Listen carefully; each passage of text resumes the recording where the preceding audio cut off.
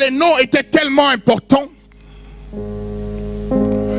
que Dieu, à des moments donnés, a changé le nom de certaines personnes. Abraham avait un nom que ses parents lui avaient donné. Il s'appelait Abram. À cause de ce que le Seigneur voulait faire dans sa vie, le Seigneur va changer son nom.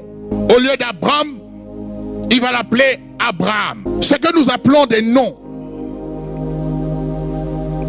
aux yeux de Dieu, ce n'est pas aussi simple simplement que de dire, ça permet d'appeler quelqu'un, de savoir qui il est.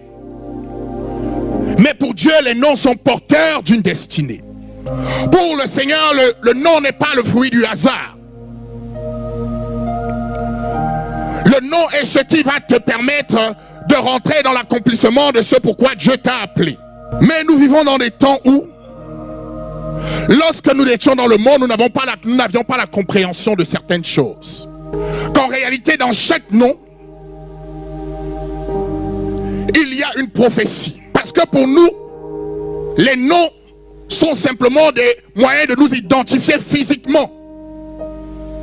Mais pour le Seigneur, dans la pensée de Dieu, le nom te prédestine à quelque chose. L'ange est allé voir Marie. L'ange va donner le nom de Jésus. Il va dire, on l'appellera Emmanuel. Pour dire que Dieu est avec vous. Nous qui sommes parents, nous devons faire attention au nom que nous donnons à nos enfants. Donc nous allons regarder à l'apparence, à ce qui sonne bien à l'oreille, mais nous ne savons pas quelle est la portée spirituelle du nom. Donc si tu ne fais pas attention au nom, en réalité, tu peux être en train d'aller dans une destinée parce que le nom est porteur de beaucoup de charges spirituelles. Il y avait un homme dans la Bible qu'on appelait Jaïbek.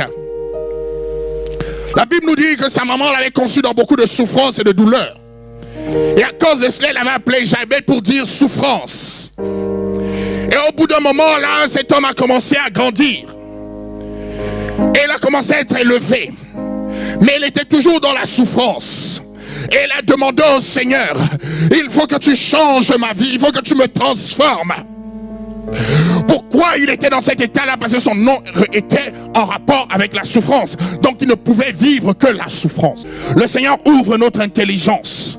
Le Seigneur nous fait comprendre les mystères spirituels. Le Seigneur veut que nous comprenions que les noms ont une importance. Le nom que tu donnes a une importance. Si vous regardez bien, tous ceux qui ont des noms dans la parole de Dieu, leurs noms ont forcément une signification qui est en harmonie avec ce qu'ils sont. Parfois on a la confusion de dire que tel nom est un nom chrétien, tel nom est un nom musulman. Mais j'ai envie de vous dire ce matin qu'il n'existe pas de nom chrétien. Il n'existe pas de nom musulman. C'est comme par exemple, chez les musulmans, on va te dire, on va te donner un nom, Mahomet ou Abdul, je ne sais pas. On va te dire que c'est un nom musulman. Ce n'est pas un nom musulman, c'est un nom de langue arabe. En réalité, ceux qui disent que ce sont des noms chrétiens, des noms musulmans, c'est faux. Ce ne sont pas des noms musulmans. Il n'y a pas de noms musulmans. Il n'y a pas de noms chrétiens. Il y a des noms dans une certaine langue qui peuvent être traduits dans une autre langue. Est-ce que le fait de dire Jésus, Ressus ou Yahushua a plus d'importance dans une langue précise? Non. Ce qui est important, c'est la puissance qu'il y a dans le nom. Ce n'est pas la manière dont tu l'appelles, ce n'est pas la langue avec laquelle tu l'appelles, mais c'est la puissance qu'il y a dans le nom qui est important.